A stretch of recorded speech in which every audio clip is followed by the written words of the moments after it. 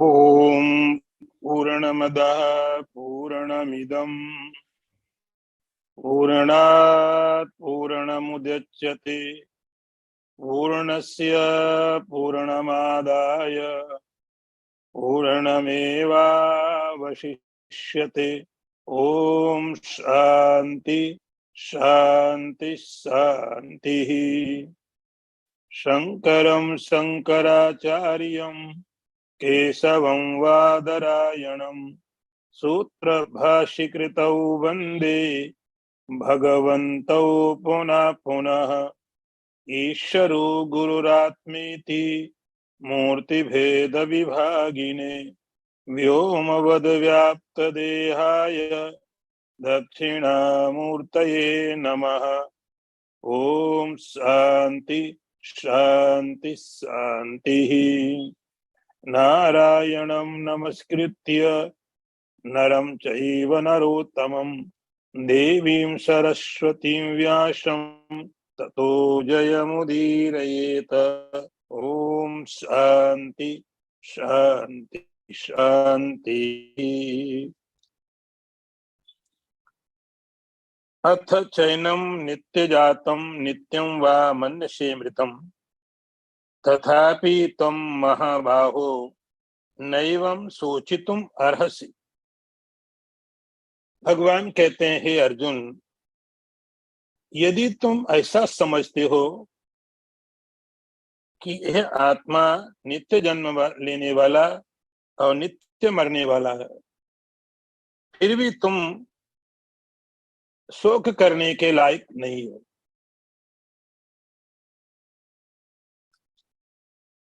पीछे के मंत्रों में भगवान ने अर्जुन को यह बात बताई थी, आत्मा अजर है, अमर है, अविनाशी है, शरीर बदलते हैं और आत्मा वही रहती है। लेकिन ऐसा लगा कि भगवान को ऐसा लगा कि जो बात भगवान कह रहे हैं अर्जुन को समझ में नहीं आ रही है। अर्जुन का चेहरा अभी भी वैसे ही विषाद में है, अर्जुन को अभी भी वैसे ही दुख है। ये संदेश सुनने के बाद में अर्जुन को प्रसन्नता होनी चाहिए थी, खुशी होनी चाहिए थी, लेकिन ऐसा कुछ हुआ नहीं। इसका अर्थ हुआ कि जो भगवान संदेश दे रहे थे, जो मैसेज भगवान देना चाह रहे थे अर्जुन को, वो उसको मिला नहीं। तब भगवान ने यहां से दूसरा प्रकरण शुरू किया, अथ चैनम नित्य जातम।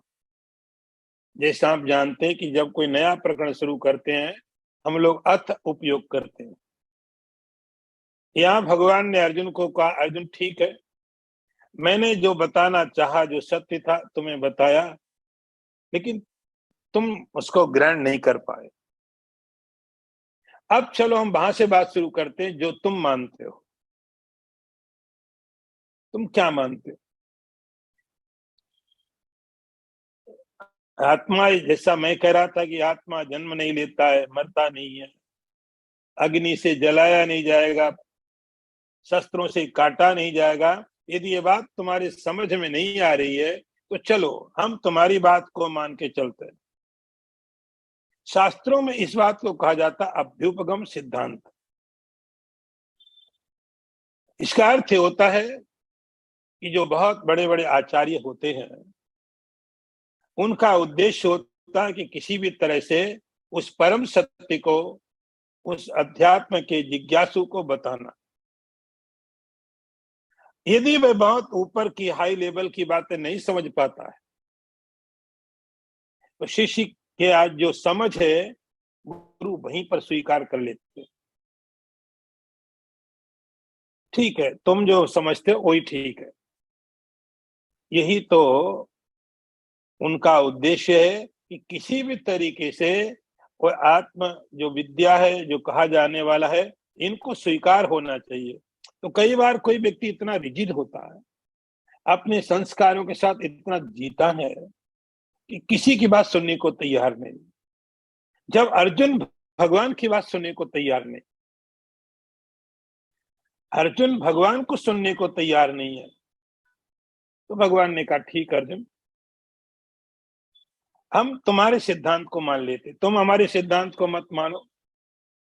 तुम मत मानो कि आत्मा अजर है, अमर है, अविनाशी है। हम तुम्हारे सिद्धांत को मान लेते हैं। तुम क्या मानते हो, तुम क्या समझते हो? तुम समझते हो कि आत्मा मरने वाला है, तो ठीक है।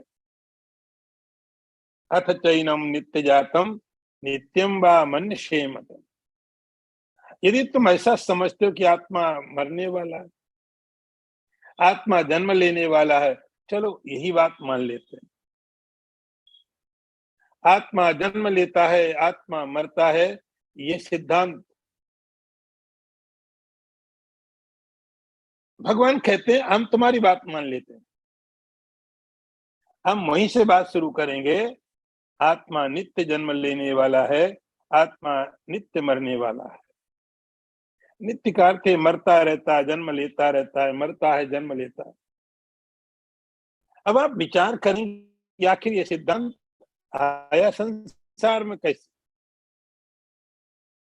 कोई भी धर्म शास्त्र, कोई भी धर्म शास्त्र कभी ये नहीं मान सकता आत्मा मरने वाला है, नहीं तो धर्म शास्त्र चलेगा ही नहीं।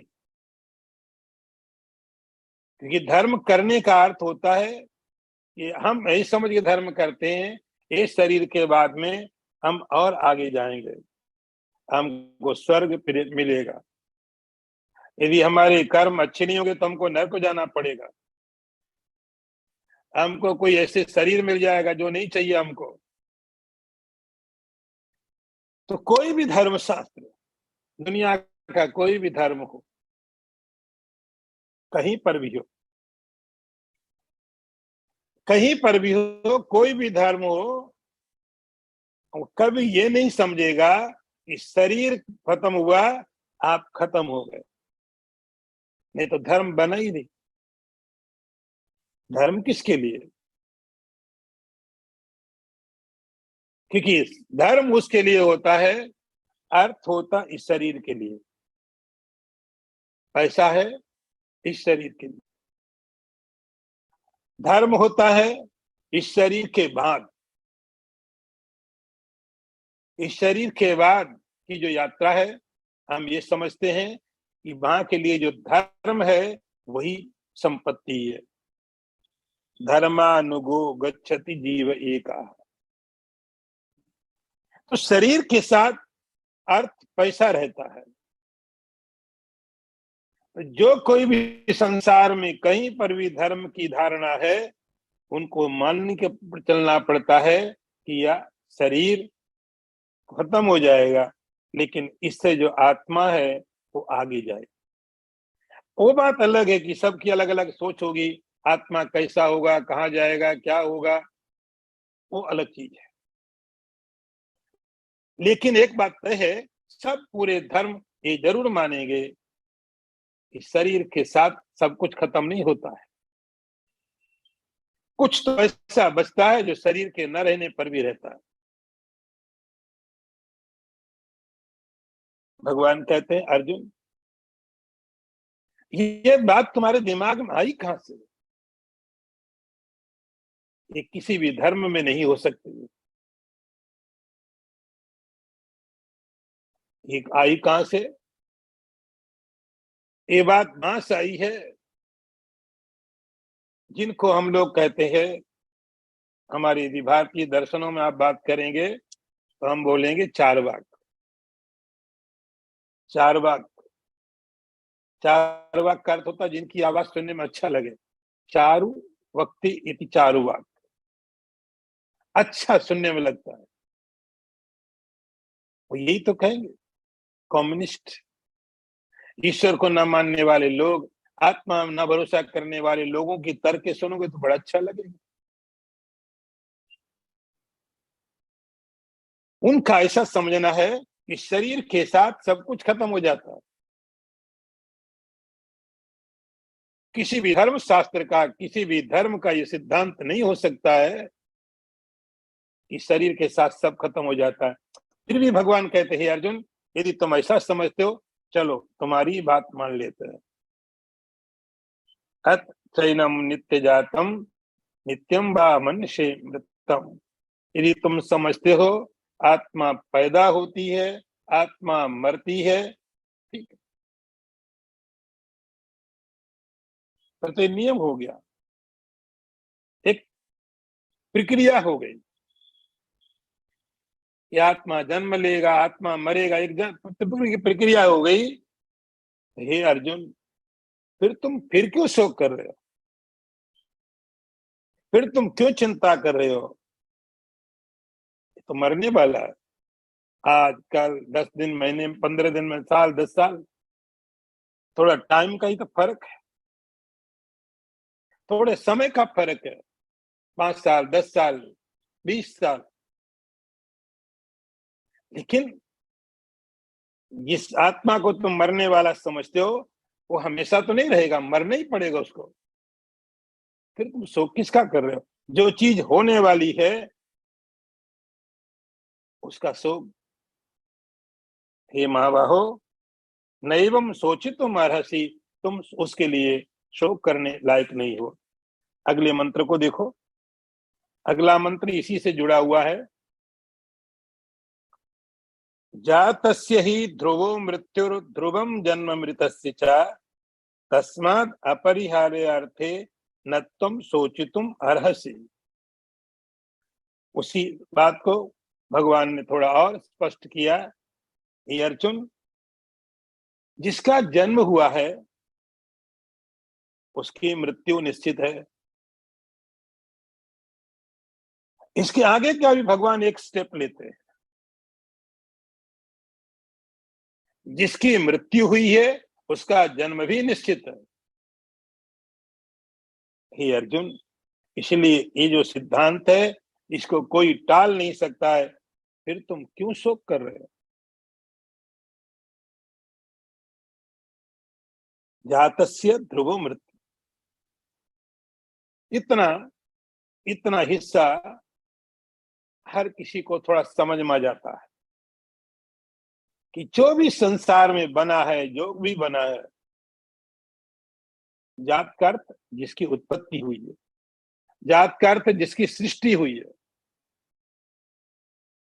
तो जैसे सृष्टि हुई है, सृष्टि के साथ में ही उसकी मृत्यु भी पैदा होती है। मृत्यु बाद में नहीं आती है। भागवत में लिखा है कि मृत्यु शरीर के साथ ही पैदा होती है। मृत्यु जीववताम वीरा देहे न सह जायते। मृत्यु ऐसा नहीं कहीं से बाद में आती है। शरीर की उत्पत्ति मृत्यु का प्रारंभ होता है।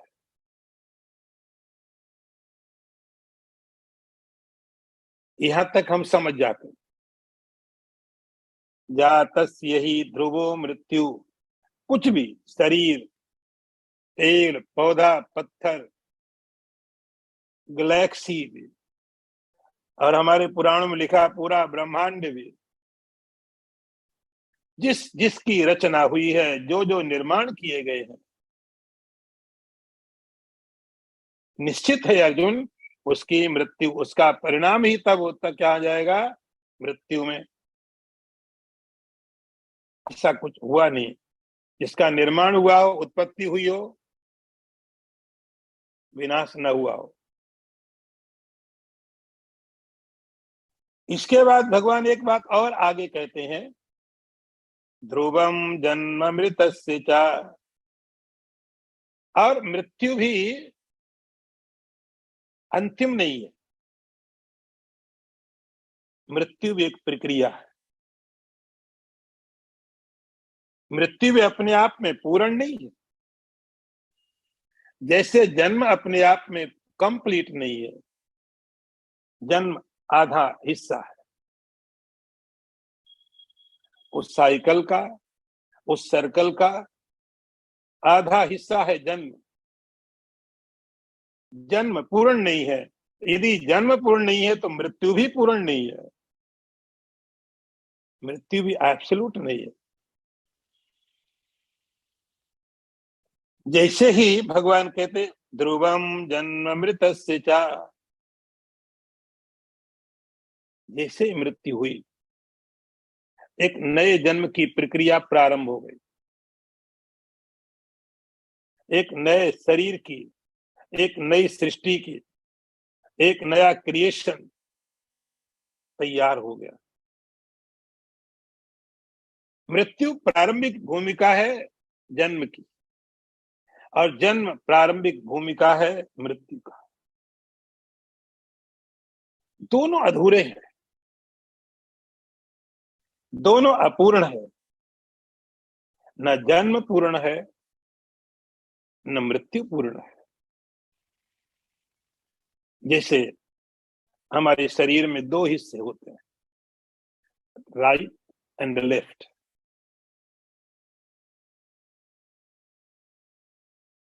इसके बिना कोई शरीर नहीं हो सकता। इसके बिना किसी शरीर का निर्माण किया ही नहीं जा सकता जिसमें राइट हो लेफ्ट हो ही नहीं। दोनों एक दूसरे के पूरक हैं, दोनों एक दूसरे को साथ देते हैं।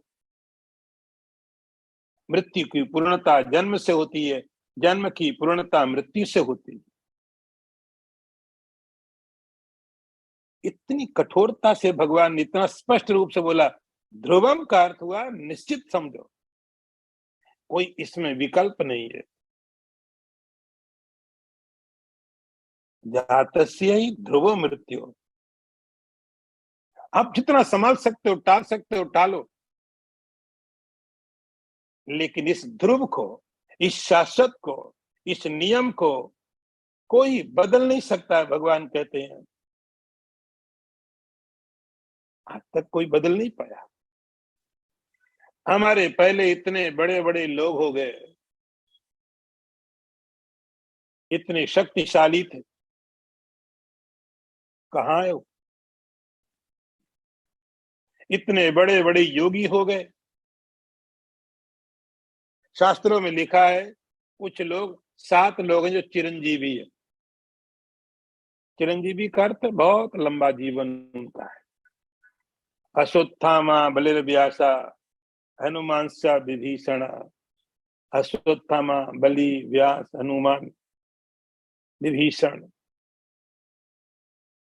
ये मरे नहीं, लेकिन इसका अर्थ ऐसा नहीं कि मरेंगे नहीं। चिरंजीवी है। चिरंजीवी का अर्थ जीवन बहुत लंबा है, युगों चल सकता, लेकिन शरीर है, उत्पत्ति है। भगवान कहते हैं ध्रुवम मृत्यु। कोई साधन, कोई उपाय, थोड़ा गैप केवल बढ़ा सकते हैं। इसके आगे भगवान दूसरी बात और कहते हैं, ध्रुवम जन्म मृतस्य च। भगवान कहते हैं जिसकी मृत्यु हुई है उसका जन्म भी निश्चित है। ये बात थोड़ी गहरी है। ये बात हम समझ सकते हैं आसानी से कि कोई भी क्रिएशन है, कोई भी सृष्टि है, कोई भी उत्पत्ति है, विनाश हो जाएगी। सूर्य, चंद्रमा, गैलेक्सी, ब्रह्मांड, धरती, साइंटिस्ट अपने ढंग से बोलेंगे इतने लाख साल, इतने करोड़ साल चलेगा, खत्म हो जाएगा। समझी जा सकती है बात। इसके बाद क्या है? मृत्यु के पश्चात क्या है? भगवान कहते हैं फिर जन्म है, फिर जन्म है। मृत्यु अपने आप में पूर्ण नहीं है, मृत्यु भी अधूरी है, उसको जन्म की आवश्यकता पड़ती है। तो ये दोनों चीजें शाश्वत हैं, सत्य है। दोनों चीजें, जन्म भी सत्य है, मृत्यु भी सत्य है। और भगवान कहते हैं इसलिए हे अर्जुन, तस्माद अपरिहार्य अर्थ है, इसको कोई नहीं बदल सकता। दिन होगा, रात होगी, दिन होगा, रात होगी, आप कैसे बदल लोगे? यदि कोई इस बात को लेके दुखी होना बैठ जाए कि रात के बाद दिन नहीं होना चाहिए या दिन के बाद रात नहीं होनी चाहिए, मुझे दिन बहुत पसंद है, मुझे नहीं रात चाहिए, उस व्यक्ति के दुखों को कौन दूर करेगा? कोई नहीं। अपरिहार्य, इसको नहीं बदला जा सकता है। इसलिए जो चीज बदली नहीं जा सकती उसको वैसे ही स्वीकार कर लो। तस्मात् अपरिहार्य अर्थ, जिन चीजों को बदला नहीं जा सकता है अर्जुन, उनमें शोक नहीं करना चाहिए। न तुम शोचितुम अर्हसि, उसके लिए शोक करना कि हमको दिन ही बहुत पसंद है, हमें रात बहुत पसंद है। जो चीजें बदली जाएं आप उसमें थोड़ा कर सकते हैं, लेकिन जो नियति है इसको बदला ही नहीं जा सकता है, उसका तरीका है उसको स्वीकार करना। अपरिहार्य अर्थ है, न तुम शोचितुम अर्हसि, अर्जुन उसमें तुमको शोक नहीं करना चाहिए, तुम उसमें शोक करने के लायक नहीं, क्योंकि अब भीष्म का शरीर है। तुम युद्ध नहीं करोगे तो तुम क्या समझते हो भीष्म हमेशा जिंदा रहेंगे? ये शरीर हमेशा रहेगा? तुम ही मानते हो कि जिसने जन्म लिया वो मरेगा, फिर किस बात का शोक, किस कारण का शोक? ये कोई भीष्म के साथ पहली बार थोड़ी होगा। न तुम शोचितुम अर्हसि, तुम शोक करने के योग्य नहीं हो, तुम्हें शोक नहीं करना चाहिए। अगला मंत्र देखिए, अव्यक्तादीनि भूतानि व्यक्त मध्यानि भारत, अव्यक्त निधनानि एव तत्र का परिदेवना। बड़े अच्छे अच्छे मंत्र हैं। यहाँ का तो एक एक मंत्र बहुत मूल्यवान है, बहुत मूल्यवान। भगवान कहते हैं अर्जुन, ये समस्त प्राणी, सभी चीजें प्रारंभ में अव्यक्त थी, बाद में फिर अव्यक्त हो जाएंगी, बीच में कुछ समय के लिए प्रकट हुई है। तत्र का परिदेवना, इनके लिए क्या दुख करना है?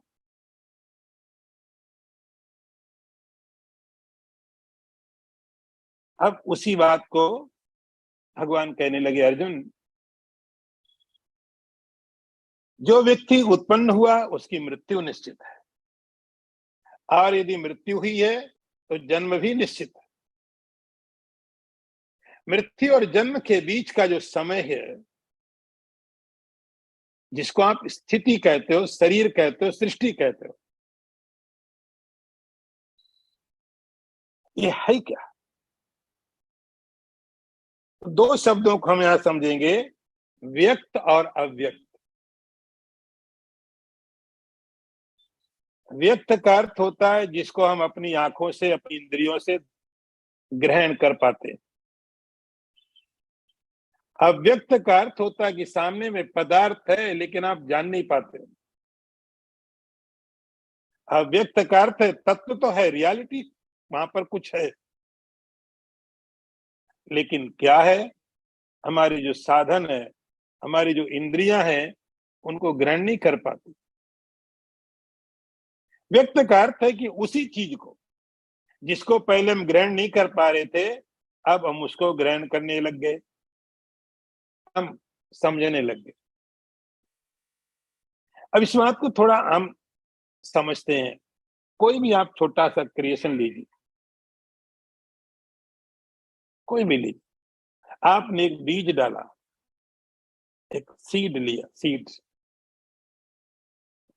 उस सीड को आप तोड़ के देखिए, एक बीज को तोड़ के देखिए, उसके अंदर आपको कुछ भी दिखाई नहीं पड़ता है।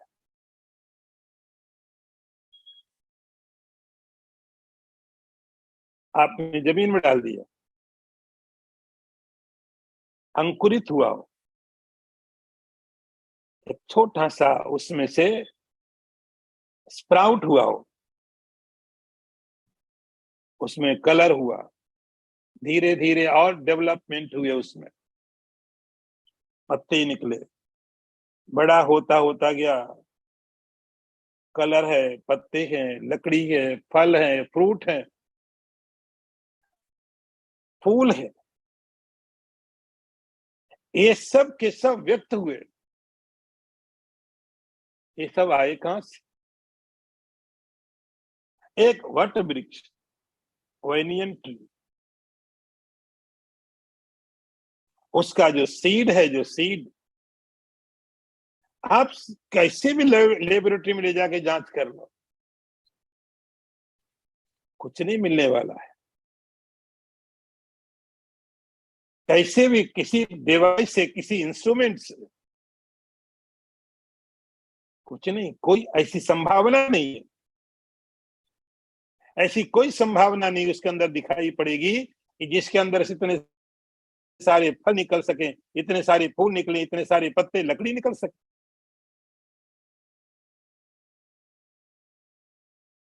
है तो वहां पर,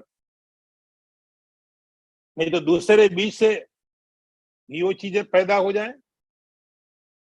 आम का बीज डाला तो आम का फल प्रकट हुआ, आम के पत्ते आए, आम के फूल लगे, दूसरे पेड़ के नहीं लगते। इसका अर्थ हुआ उसके अंदर में अव्यक्त रूप से है, यही उसका अव्यक्त रूप है। अव्यक्त का अर्थ है कि सामने है और आपको मालूम नहीं पड़ेगा, जिसको हम अपने डिवाइस से देख लेते हैं। हम या तो ऐसे देख लें किसी चीज को, हम किताब पढ़ने लग गए, अब किताब के अक्षर छोटे हैं, आंखें कमजोर हैं, हमने चश्मा लगा लिया, पढ़ने में आसानी होगी। अब कोई बहुत छोटा अणु है, वो अणु हमको ऐसे नहीं दिखता, हमने उसको डिवाइस से देखना शुरू किया, लेबोरेटरी में ले गए और हमने उसको देख लिया। तो यदि हमने उसको देख लिया डिवाइस के थ्रू भी, तो वो अव्यक्त नहीं माना जाता है, वो व्यक्त है। बस फर्क इतना है, वो बहुत छोटा है, उसका आकार छोटा है, लेकिन वह व्यक्त है, उसका नेचर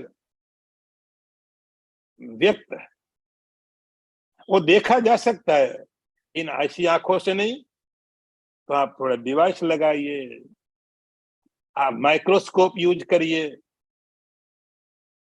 उसको आप देख सकते हैं। तो वो अव्यक्त नहीं है, वो व्यक्त है, साइज छोटा है। अव्यक्त का अर्थ है उस सीड के अंदर में सारी चीजें छिपी हुई हैं, लेकिन कोई डिवाइस, कोई टेलीस्कोप, कोई माइक्रोस्कोप, कोई डिवाइस आपको दिखा नहीं सकता। देखो इसमें हरा रंग छिपा हुआ है, इसमें जूस छिपा हुआ है, इसमें फूल का कलर छिपा हुआ है, विजिबल नहीं। धीरे धीरे धीरे धीरे वो जैसे जैसे अंकुर बड़ा होता गया, पेड़ बना, सब चीजें लगने लग गई, सब प्रकट हो गए। अव्यक्तादीनि भूतानि, ये एक एक यूनिट की बात की हमने, एक पेड़ की, एक शरीर की, एक पत्थर की। अब इसी प्रकार यदि आप सारे सारे सृष्टि की बात करो, पूरे कॉस्मोस की बात करो, तो भगवान कहते हैं ये पूरा का पूरा ब्रह्मांड भी पहले था, किसमें था? अव्यक्त में था। अव्यक्त का अर्थ है माया, ये माया में था। अव्यक्तादीनि भूतानि, तो आप चाहे एक यूनिट को समझिए और चाहे पूरे ब्रह्मांड को समझिए, चाहे अपने शरीर को समझिए, आप सबसे छोटा जो यूनिट है ब्रह्मांड का, उसकी जो सृष्टि है और पूरे ब्रह्मांड की जो सृष्टि है, उसमें कोई फर्क नहीं। सब प्रक्रिया एक जैसी है, सृष्टि की प्रक्रिया एक है। भगवान कह रहे अव्यक्तादीनि भूतानि, आप कहीं भी समझ सकते हो। जैसा एक दिन मैं आपको कह रहा था कि छोटे छोटे जो परमाणु जिसको बोलते हैं परमाणु, आप जितना तोड़ सकते हो,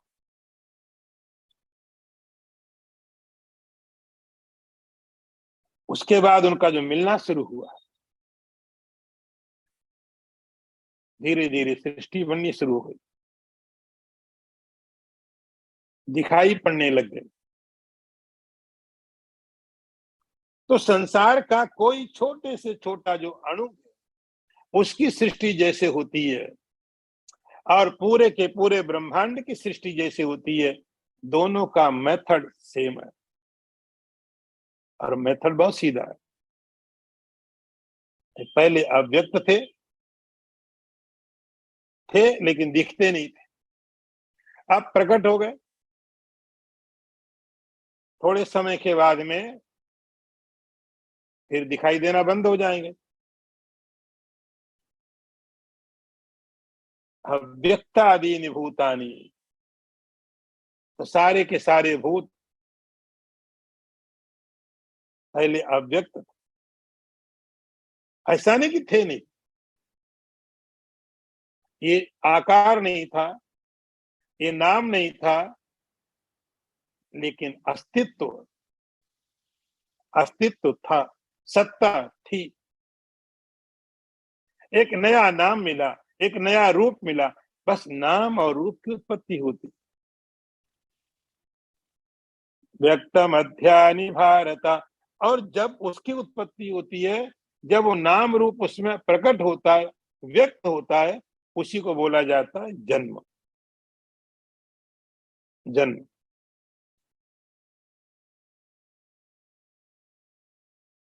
पुराण में बड़ी प्रकार से कथाएं भरी पड़ी।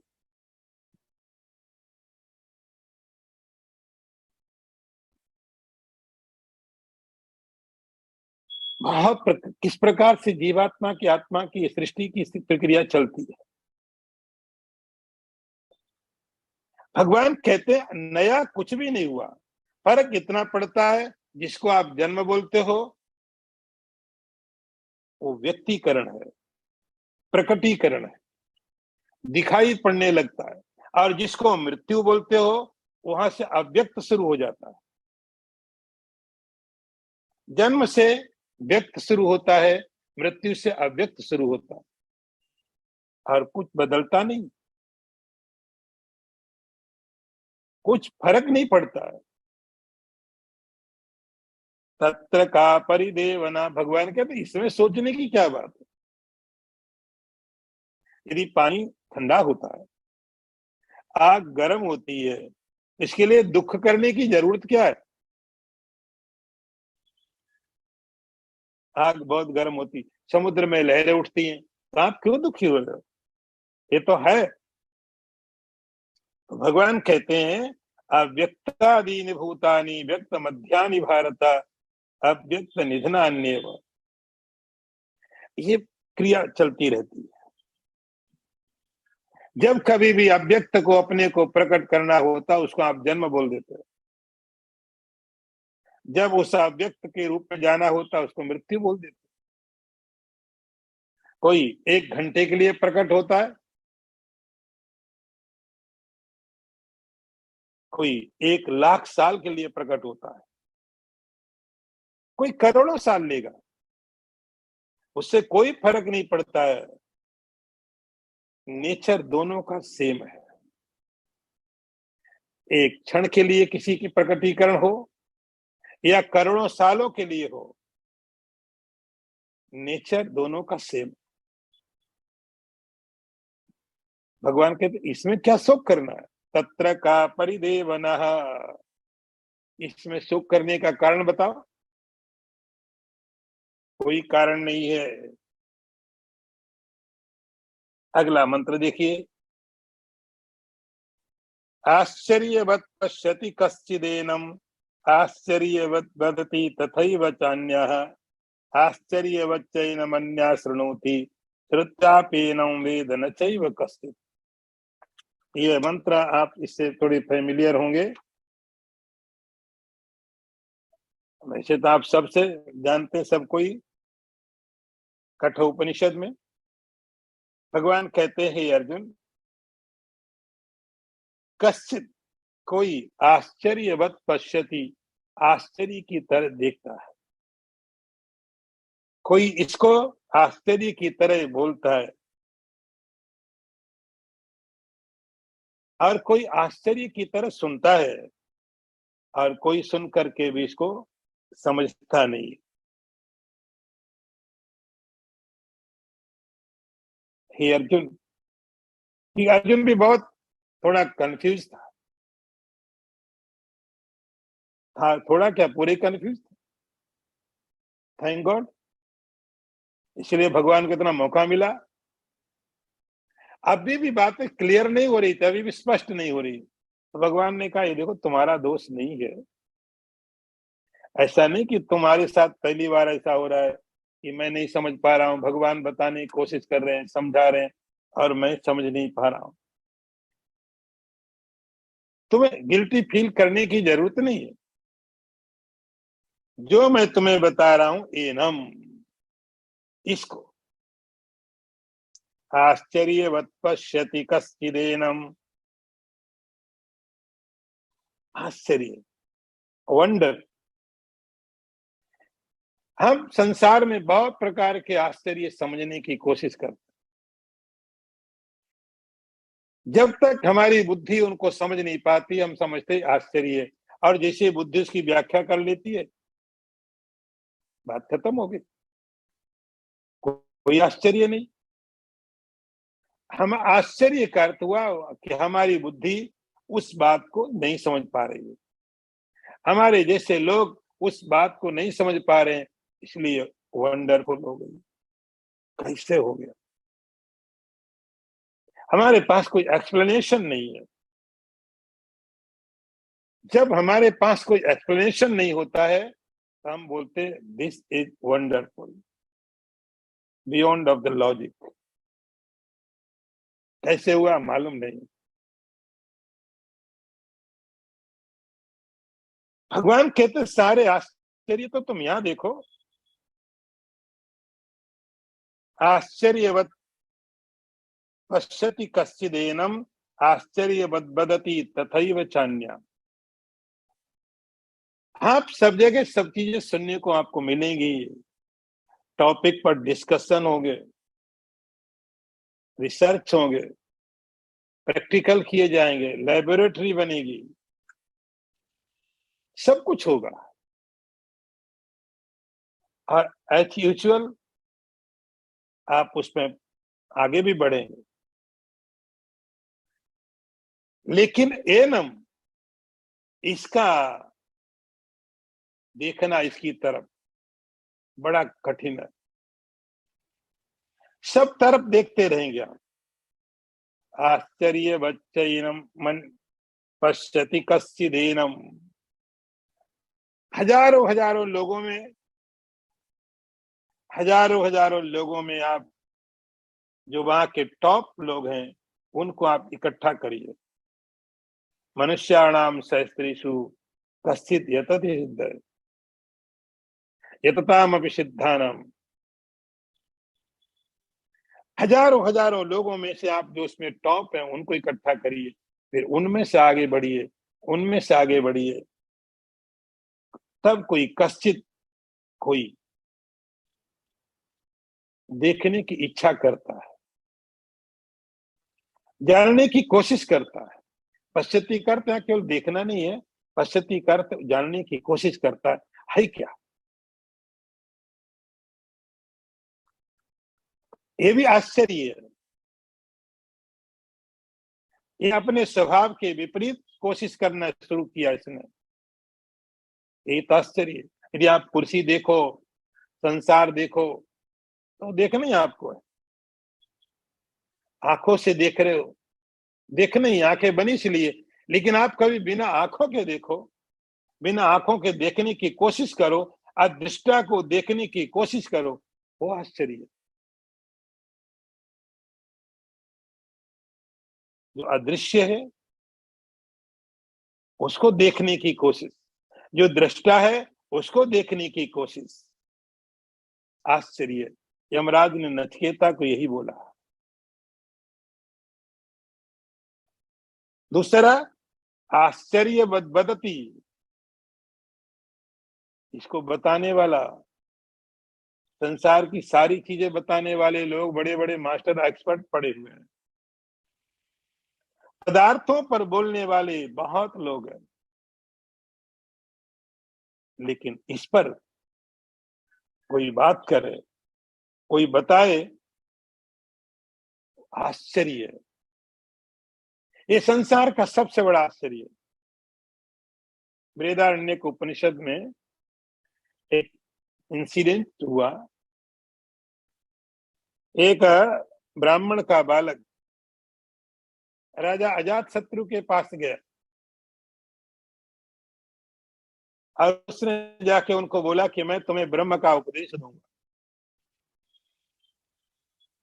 अजातशत्रु बहुत खुश हो गया। किसी ने ये बात तो बोली कि मैं तुम्हें ब्रह्म बताऊंगा। हजारों तरह की विद्याएं हैं, लेकिन कभी किसी ऐसा कोई नहीं कहता ब्रह्म बताऊंगा। मैं बहुत खुश हूं, और केवल इतना कहने के लिए हम तुम्हें, मैं इतना खुश हूं, इतना खुश हूं। और उसने उस खुशी को प्रकट करने के लिए 1000 गायों को उसको बोले हम दे रहे हैं। लंबी एक आख्यायिका है वो। आश्चर्य बदती, इसको जानने के लिए पहले कोशिश करना एक आश्चर्य है, और इसको बताने वाला, इसको समझाने वाला, इसको दिखाने वाला और बड़ा आश्चर्य है। आश्चर्य बच्चैनमन्या शृणोति ही। और एक आश्चर्य, जब बताया जाए फिर उसका श्रवण करना, ऐसे का श्रवण करना जो श्रवण नहीं हो सकता है, और आश्चर्य, ऐसा काम है। आश्चर्य बच्चैनमन्या शृणोति ही। बहुत आश्चर्य के साथ कोई श्रवण करने वाला मिले। तो 3 चीजें हैं, कोई इसको देखता है आश्चर्य से, कोई बोलता आश्चर्य से, और कोई सुनता आश्चर्य से। भगवान कहते ही अर्जुन, श्रुत्वाप्येनं वेद न चैव कश्चित्। और सुनने के बाद में भी, श्रवण करने के बाद में भी इसका बोध होना, इसका रियलाइजेशन होना, इसको समझ में लेना, और एक बहुत बड़ा आश्चर्य है। इसको समझ लेना और बड़ा आश्चर्य हो गया, जो कहे कि मैंने इसको जान लिया। हे अर्जुन, व्यक्त को जानना बहुत आसान है। व्यक्त को जानना, ये तो हमारा स्वभाव है, हमारे पास साधन है। लेकिन ये जो जानना है, केवल कबर को देखते हैं हम लोग, कबर को। इसके नीचे छिपा हुआ जो अव्यक्त है, उसको देखना, उसको बोलना, उसको सुनना, और सुनने के बाद उसको समझना, ये सब आश्चर्य। इसलिए अर्जुन, ऐसा नहीं कि तुम नहीं समझ पा रहे हो तो तुम्हें कोई बहुत बड़ी गिल्टी फील होना चाहिए कि मैं नहीं समझ पा रहा हूं, मैं नहीं समझ पा रहा हूं। ऐसा कुछ भी नहीं है। और अगला मंत्र देखिए, देही नित्यमवध्योयम देहे सर्वस्य भारत तस्मात् सर्वाणि भूतानि न त्वं शोचितुम अर्हसि। भगवान कहते हैं अर्जुन, देही नित्यम अवध्योयम, समस्त प्राणियों में, समस्त शरीरों में रहने वाला जो देही है, हे अर्जुन, उसको मारा नहीं जा सकता। अवध्य, तस्मात् सर्वाणि भूतानि न तुम शोचितुम अर्हसि, तुम शोक करने के लायक नहीं हो। हर एक मंत्र में भगवान अर्जुन को बताने की कोशिश करते हैं, न तुम शोचितुम अर्हसि, तुम शोक करने योग्य नहीं हो, शोक करने के कारण नहीं हो। लेकिन होता क्या है कि जब हम निश्चय कर लेते कि मैंने शोक करना ही है, तो भगवान भी नहीं बचा पाता। जब मैं निश्चय कर लूं नहीं मुझे शोक करना है, अर्जुन का ऐसे ही चल रहा था। आप देखते संसार में बहुत से लोग ऐसे हैं जिनके पास पैसे नहीं है, वे लोग दुखी है, और बहुत लोग ऐसे जिनके पास पैसे और दुखी है।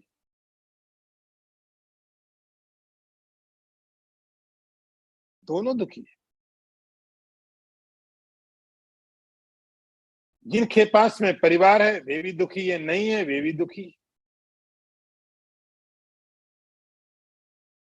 आखिर में दुखी होने का कारण क्या है? हमने निश्चय कर लिया है, हमने निश्चित कर लिया है कि मुझे दुखी होना है। कोई फर्क नहीं पड़ता पदार्थ है या कि नहीं, मेरा निश्चय है कि मुझे दुखी होना है। तो कोई इसलिए दुखी है, मैंने कहीं पढ़ा था, कोई तन दुखी, कोई मन दुखी, कोई चिंता चित्त उदास, थोड़े थोड़े सब दुखी, सुखी राम के दास। तो कोई तन से दुखी है, कोई मन से दुखी है, कोई धन से दुखी है, कोई तन दुखी, कोई मन दुखी, कोई चिंता चित्त उदास। ऐसे बैठ के दुखी हो रहे हैं, कोई कारण नहीं है। लेकिन हम कारण बनाएंगे, हम कारण ढूंढेंगे दुखी होने के लिए। कमरे में बैठ करके, एसी में बैठ करके, सब चीजें होने के बाद में भी हम दुखी होने का कारण ढूंढ लेते हैं। थोड़े थोड़े सब दुखी। मैंने थोड़ा उसमें करेक्शन किया, मैंने कहा थोड़े थोड़े नहीं, पूरी तरह से सब दुखी। सुखी राम के दास। अब इन्हीं परिस्थितियों में रहने वाला, इनसे ज्यादा खराब परिस्थितियों में रहने वाला व्यक्ति सुखी होने के कारण ढूंढ लेता है। इन्हीं परिस्थितियों में रहने वाला व्यक्ति और इससे कई ज्यादा खराब परिस्थितियों में रहने वाला व्यक्ति सुखी होने के कारण ढूंढ लेता है। भगवान अर्जुन को समझा रहे हैं, क्यों दुखी हो, कारण क्या है। और ये बात समझो, यदि हमने निश्चय कर लिया कि मुझे दुखी होना है, तो भगवान भी नहीं बेचारा सुखी कर पाता है। अर्जुन को देखो, एग्जाम्पल आपके सामने। और यदि हमने निश्चय कर लिया मुझे सुखी होना है, भगवान भी दुखी नहीं कर सकता, भगवान भी दुखी नहीं कर सकता। भगवान कहते अर्जुन, देही नित्यम अवध्योयम। भीष्म की बात नहीं, द्रोणाचार्य की बात नहीं है, ये सारे संसार में जितने भी शरीर हैं, जितने भी शरीर हैं, देह है,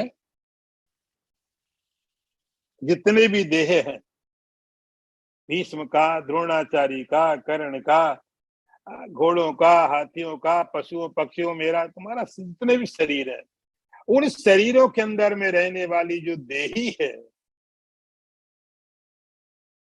वो देही अवध्य है,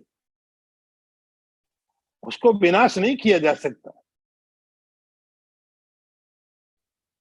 देही नित्यम अवध्योयम, ये देही कैसी है? नित्य है। तो भगवान ने पहले अर्जुन की बात को हाँ तो किया कि तुम जैसा कह रहे हो ठीक है। ये तुम कह रहे हो कि आत्मा शरीर मरने वाला, तो ठीक है मरने वाला, हमने मान लिया। लेकिन यही उस गुरु की, मास्टर की एक खासियत होती है कि हमने तुम्हारी बात को मान लिया, लेकिन लाएंगे तो सत्य तक। अभ्युपगम सिद्धांत कहता है कि जैसे आपकी गाड़ी की बैटरी कमजोर हो गई, गाड़ी स्टार्ट नहीं हो रही है, तो हम क्या करते, गाड़ी से उतर के धक्का मारते, उसको धक्का मारते।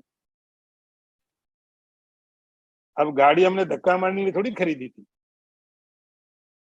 गाड़ी में तो बैठेंगे इसलिए खरीदी, लेकिन उसकी बैटरी कम हुई, स्टार्ट नहीं हो रही है, तो हम क्या करते, धक्का मारते। धक्का मारने के बाद जैसे स्टार्ट हो गई, फिर आके बैठ गए, अब चलो। ऐसे ही जब अर्जुन भगवान की बात को नहीं मानता है, भगवान के सिद्धांत को नहीं समझता है, भगवान कहते ठीक, मैं नीचे उतरता, अब मैं तेरे साथ खड़ा हो जाता, अब मैं तुम्हारे साथ खड़ा हूं। ठीक, आत्मा मरने वाली है, आत्मा जन्म, अरे नित्य मरती है। तुम कहते कि 10 साल के बाद मरेगी, 100 साल के बाद, नहीं नहीं, रोज मरती है आत्मा, रोज मरती है। तो भगवान ने कहा जो तुम कह रहे हो बिल्कुल ठीक कह रहे हो, और वहीं वहीं से भगवान ने अपनी बात शुरू की थी। लेकिन वहां से अब गुरु का काम होता है शिष्य को उस स्थिति से निकाल के वहां तक लाना जो सत्य है। बस एक बार स्टार्ट करना पड़ता है, एक बार उनको तैयार करना पड़ता है। ये भी आदमी का एक ईगो होता है, व्यक्ति का ईगो होता है, उसको लगता जो मैंने समझा वो सत्य, और जितना आप उसका विरोध करोगे उतना और ज्यादा रिजिड हो जाएगा। इसीलिए जो मास्टर है, जो गुरु है, उनका उद्देश्य तर्क नहीं करना, लॉजिक नहीं करना, कोई युद्ध नहीं करना है। उनका उद्देश्य इस स्थिति को समझाना, सत्य को समझाना। लेकिन कई बार सत्य को समझाने के लिए हम असत्य को स्वीकार कर लेते हैं। भगवान कहते हैं अर्जुन तुम कह रहे हो ठीक, आत्मा जन्म लेने वाला है, आत्मा मरने वाला है, you are right, I agree with you. फिर भगवान ने अर्जुन के साथ बात करते करते करते करते करते करते, लेकिन अर्जुन सत्य क्या है, देहि नित्यमवध्योयम देहे सर्वस्य भारतः। ये अर्जुन, अब तुम मेरी बात को सुनने को तैयार हो। किसी चीज को यदि आपने ना कहना हो तो पहले हाँ कह दो, हाँ कह दो। स्वीकृति सबसे बड़ा नकार हो सकती है। आप, अगले आदमी ने हाँ कुछ बोला, आपने ना किया, उसने ना किया, झगड़ा शुरू, हाँ कह दो। बस आदमी को हाँ मिल गया, उसका अहंकार शांत हो जाता है। उसका ना अहंकार है, आपका ना अहंकार है, दो अहंकार मिलेंगे, फाइटिंग शुरू हो जाएगी, तोड़ फोड़ शुरू। ग्रेट मास्टर ये टेक्निक बहुत पहले से करते रहे। उसका अहंकार है, उसको लगता जो समझता ठीक है, तो यहाँ ना नहीं कहना। तुम ठीक कह रहे अर्जुन, आत्मा मरने वाला है, रोज मरने वाला है, रोज पैदा होने वाला है। फिर वहां से बात शुरू करते करते करते करते, जैसे अब सुनने को तैयार हो जाएगा, अब समझने को तैयार होगा, और जैसे सुनने समझने को तैयार हुआ, भगवान ने कह दिया देहि नित्यम अवध्योयम देहे सर्वस्य भारता। ये अर्जुन, ये समस्त शरीरों में रहने वाली जो देह है वह नित्य ही है, उसको मारा नहीं जा सकता है। फिर तुम शोक किस लिए कर रहे हो, किसके लिए? तुम्हारा शोक करने का कोई कारण नहीं है। ओम पूर्णमदः पूर्णमिदं पूर्णात् पूर्णमुदच्यते पूर्णस्य पूर्णमादाय पूर्णमेवावशिष्यते। ओम शांति शांति शांति। शंकरं शंकराचार्यं केशवं वादरायणं सूत्रभाष्यकृतौ वन्दे भगवन्तौ पुनः पुनः। ईश्वरो गुरुरात्मेति मूर्तिभेद विभागिने व्योमवद्व्याप्तदेहाय दक्षिणामूर्तये नमः। ओम शांति शांति शांति। नारायणं नमस्कृत्य नरं चैव नरोत्तमं देवीं सरस्वतीं व्यासं ततो जयमुदीरयेत। ओम शांति शांति।